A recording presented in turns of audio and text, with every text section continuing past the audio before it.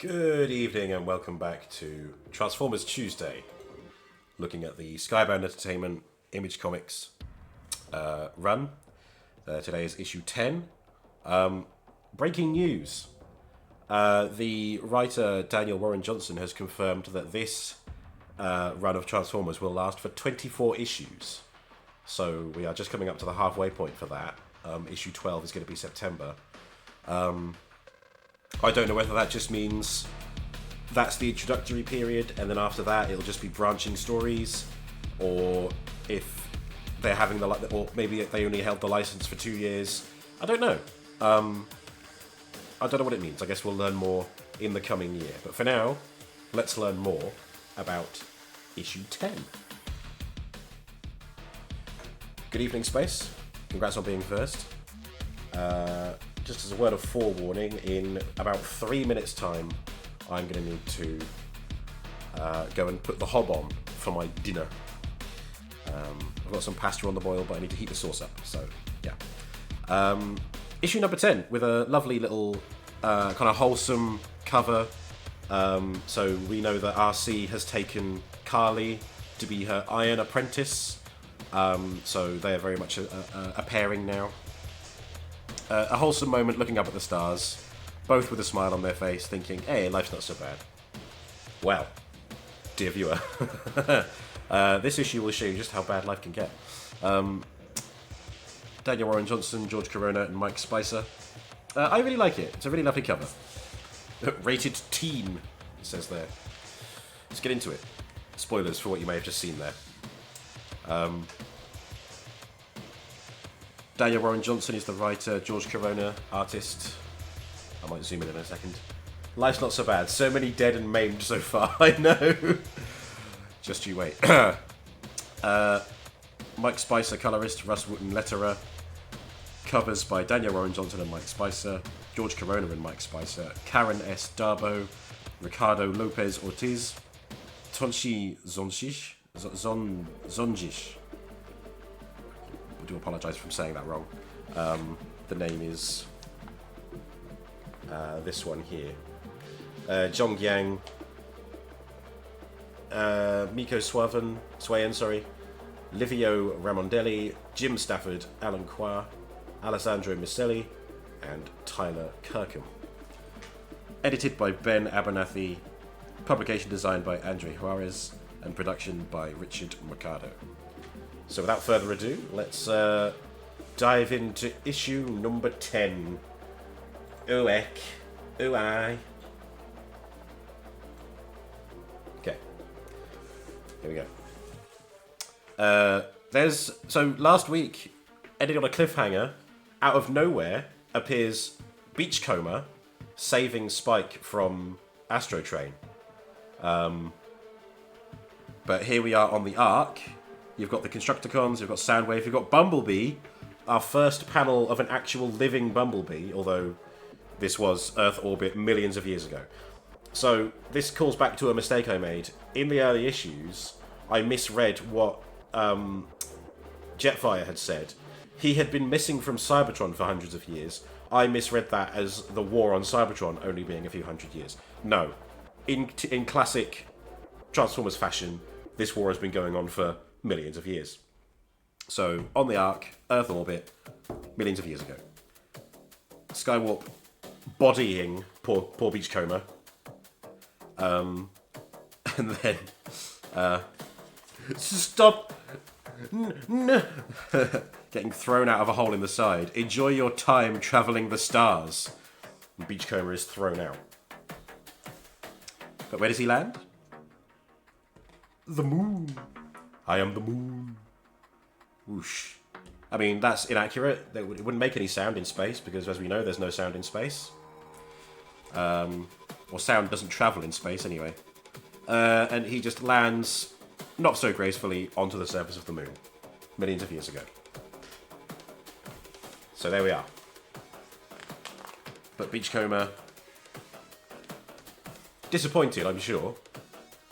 He kind of just jump over the moon, Metal Forehead. He gets up and he sees where he is, but he looks up and he sees our beautiful planet millions of years ago.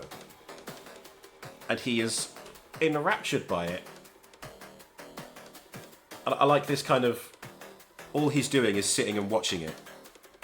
And it shows you that by just zooming closely into his face. Like that. This is classic Beachcomber. He is very nature-loving, which we saw even in the cartoon, when we were watching the G1 cartoon. It was all about that. I just realised I need to go... For fuck's sake! My fucking feet! Keep knocking the fucking thing about. I'm going to go put the hob on. 1 second. Watches as the asteroid wipes out the dinosaurs. Well, it says millions of years ago. Not necessarily 65 million years ago. So I think this is post-apocalyptic event for the dinosaurs. I reckon this must be kind of like... I don't know what they call it. I mean... Anthro... Oh, fuck, what's it called?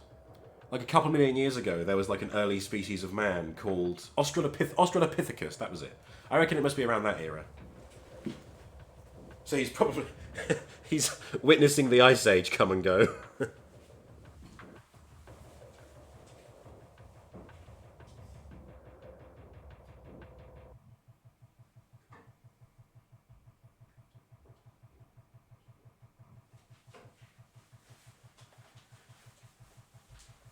Okay. Back to it. So Beachcomber's on the moon. And then we just get more shots of... Well, very thin strips, but it does amount into one image. There's Beachcomber. Witnessing the Apollo moon landing. This is one small step for man, one giant leap for Beachcomber. And I love this bit. Beachcomber hitches a ride on the lunar lander to get back to Earth. Yay! he gets to land on the beautiful marble that he's been watching for millions of years. So, Christ, Beachcomber has a lot of patience. Although, as a robot, maybe he just kind of locked himself in stasis, so he didn't really notice what it was like. Anyway, so Beachcomber lands on Earth in a bit of a paradise. He picks up a octopus and rips it from its marine environment and takes it into a forest full of crocodilicuses, parrots, all kinds of beautiful things, a chameleon. And again, this is peak Beachcomber. He loves this stuff. Who's that cool guy in the toga? Oh, sorry, guy in the toga. Oh, they've nailed him to some wood. Well, that's happening on the other continents. yeah, he witnessed Jesus. I don't know how far you can zoom in, and he was only looking at one side of the Earth at the time. Depending on the orbit and the phase of the moon, he might not have seen it.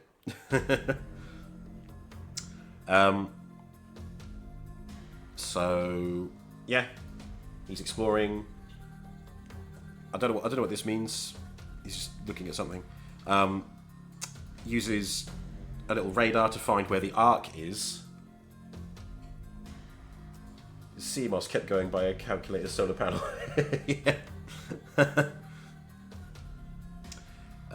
Hopping around, and he finds the Ark, and he steps inside it. What does he find? So bear in mind, this is the 60s now. Well, late 60s, early 70s. He sees the bodies of everyone lying there, including Optimus Prime, and accesses the computer to activate Teletran 1. Begin repairs, yes or no?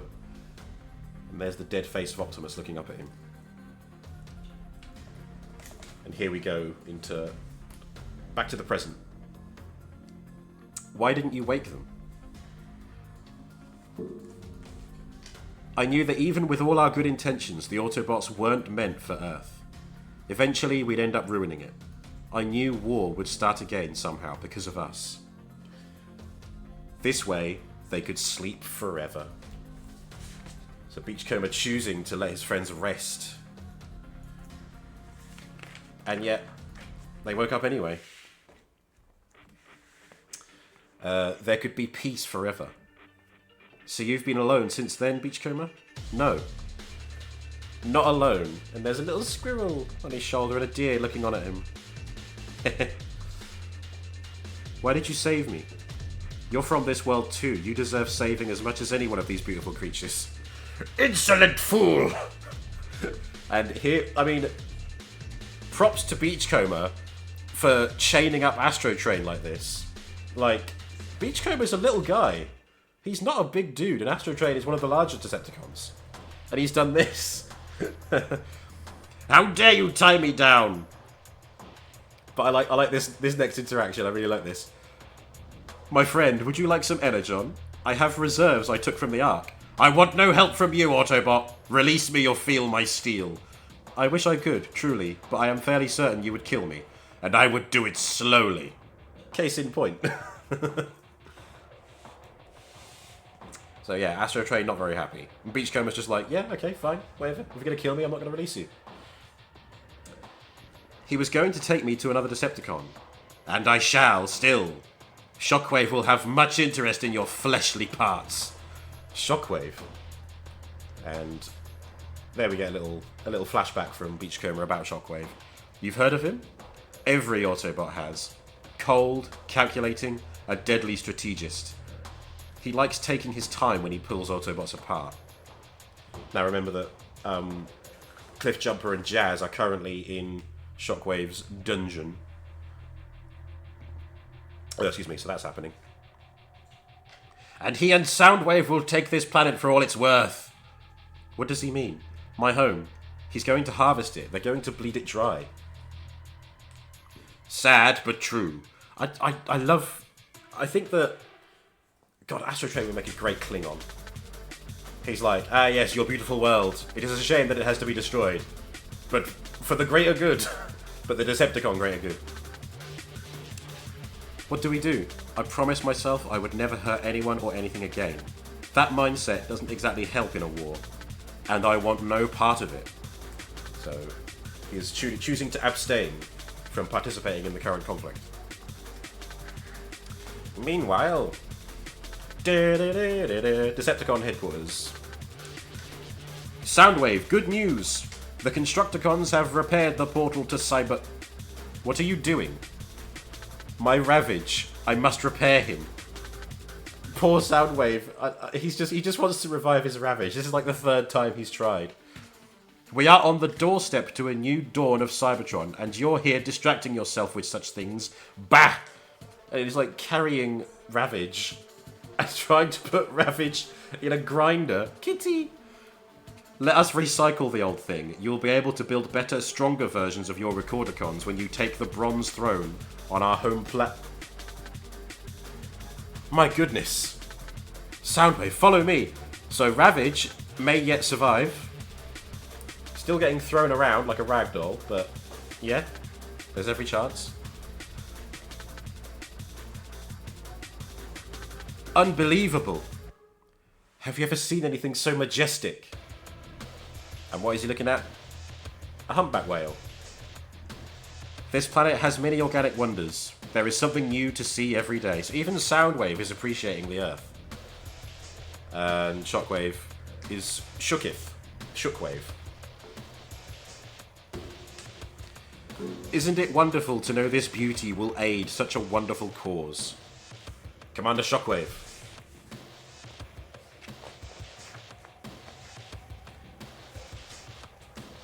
Oh dear.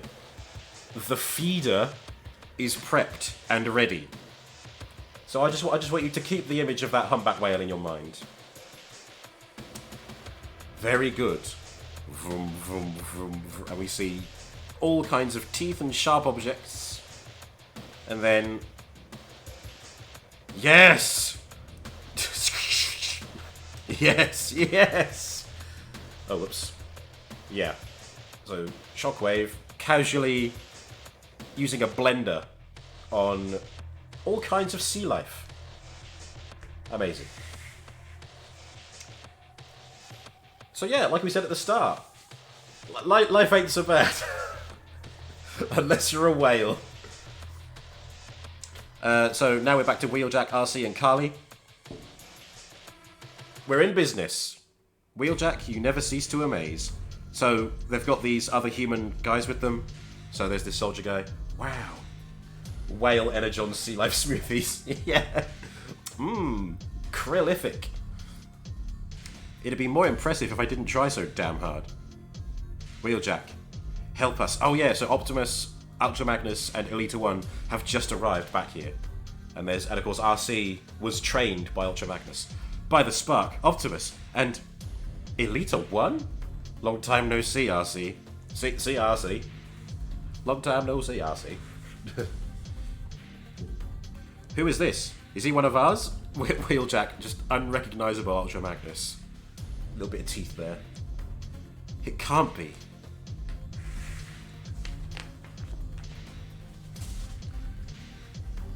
Ultra Magnus.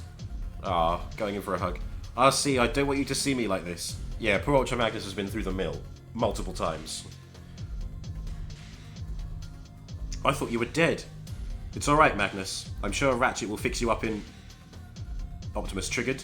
Now remember, Ratchet bit the dust last week. Permanently, we don't know. But it's implied that he's been shot up. Prime? What is it? I'm sorry, my friend. Ratchet, he... No. Wheeljack, please don't touch me. I just need a moment. Yeah, Ratchet and Wheeljack are besties. And Wheeljack got left behind and Ratchet is now gone. And poor Wheeljack has to go and have a moment. Sag. But life ain't so bad, eh? Jazz and Cliff Jumper. Jazz, are you there? Still singing, Cliff. Jazz, ever with the music puns. I can't see a thing, are you okay? A little worse for wear, but... Door opens and there they are, strung up. Ah, young Autobots. Screw off, Decepticon. Your kind doesn't fit in this mix. Love it. Oh, excuse me.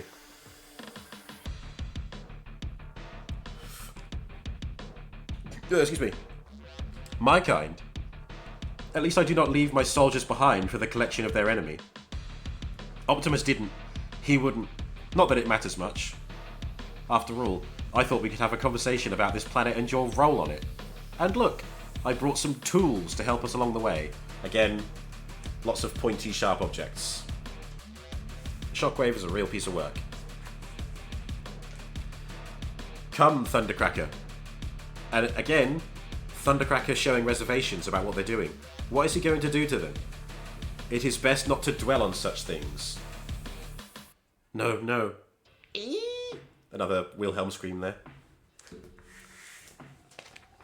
I'm hopeful that Thundercracker does something radical like free the Autobots because he takes pity on them. Which would be a real turncoat move, but that's just a prediction. I don't know if it's going to happen. Stay strong, Brawl. So Brawl got cut in half when the portal, the aforementioned portal, was destroyed the first time. So they're rebuilding it, and there's Onslaught laying down casually next to the upper body. We will return you to your full self soon. They are prisoners of war. This is not honourable. That's Thundercracker speaking. Shockwave's tactics are brutal and simplistic, but he controls all of Cybertron. As much as we may dislike it, we need him. Whoops, spoiler from that bit. Oh yeah, I keep needing to use this, don't I? There we go. Then maybe he can help us mount an assault on the Ark. What the Autobots did to my brother, Skywarp cannot be helped. So, I mean, we know it was the Decepticons who fucked up Skywarp. Which, I think that when Thundercracker finds out about that, I think that will be when he thinks, nah, fuck this, I'm out. And he'll either become an informant to the Autobots, or he'll do a beachcomber and walk away. Guess we'll see. Onslaught listening in, gathering that tea. But we were forced to retreat before I could take his body back. He's now an Autobot plaything. We must... Out of the question. You are a soldier of the Decepticon army. Your life is mine. Do not forget it. It's either that or Thundercracker's going to, like, sacrifice himself for the benefit of the Autobots. I don't know. It could go in so many different directions. Back with the Autobots. So I think they're still on the dam. What they've done to Magnus, he'll do to your men as well. Jazz. Cliff. We have to go get them. It's not going to be easy. It took me an eternity to get to Magnus, and even then I lost many. We could have used you then. I was trapped here, El. We could have used you eons ago, when things got bad, when they took over Cybertron, when they took Magnus, but you had already left. I had to make a choice. What I did was for the good of Cybertron. There's not much good left there, Prime. No Energon, Decepticon rule, our people are starving and enslaved, and here you are in your new paradise. Shockwave has seen this place now. He won't leave it untouched. He's going to take what is here to fuel our home and the Decepticon army. We must stop him. Will you join me? And then back to Soundwave. My brothers, it is time. Brother. Getting into some real throwbacks now. Soon will be revealed. The Constructicons, part of the Combaticons. Haven't we already started? Ha! Gathering all this planet has to offer with such small tech as this would take a century. So again, he's blended up like 100 whales. Maybe, at this point. So there's just a swirling bunch of goo in the blender. No, our world is on the edge of devastation. We must move faster. Whoosh. So now he's just blending it even more and getting those atoms working together. Just imagine techno power-up noises. Including wah! The reason for Star Trek 4. Yeah! Oh, I imagine. Much faster.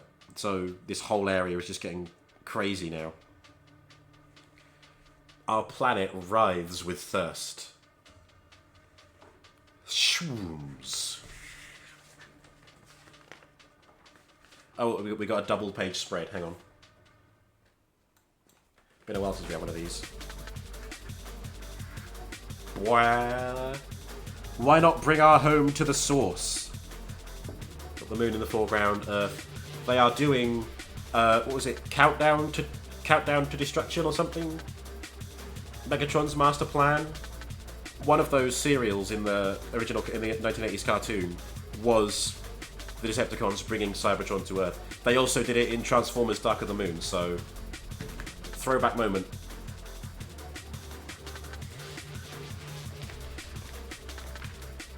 Oh, and here we are on the last page.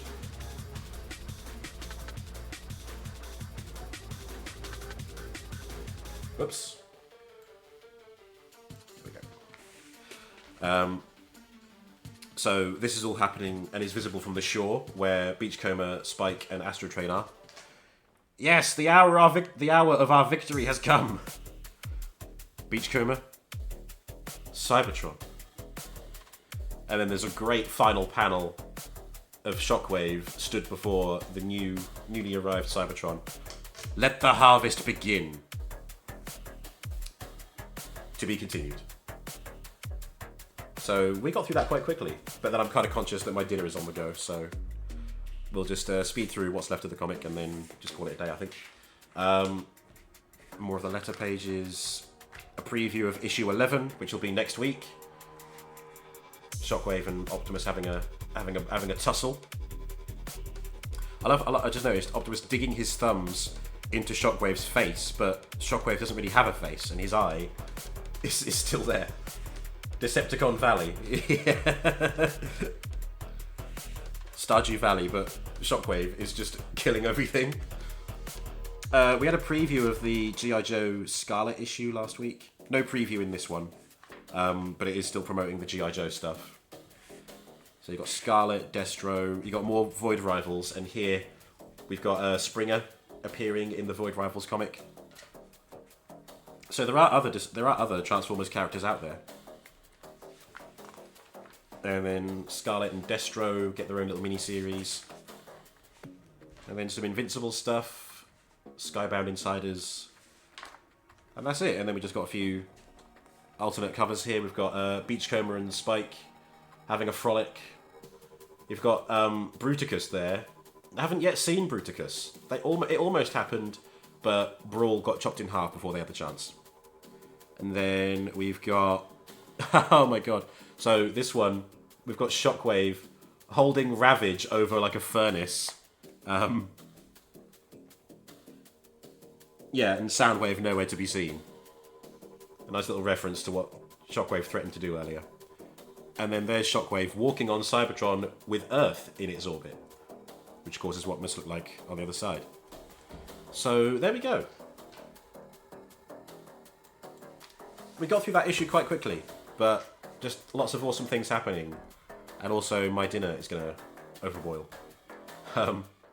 But yeah, there we go. A very short stream of Transformers issue 10.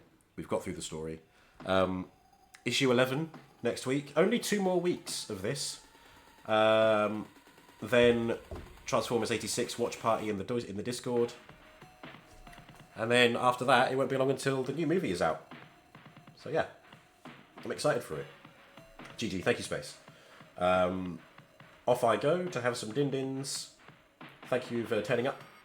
Have a wonderful evening. Farewell.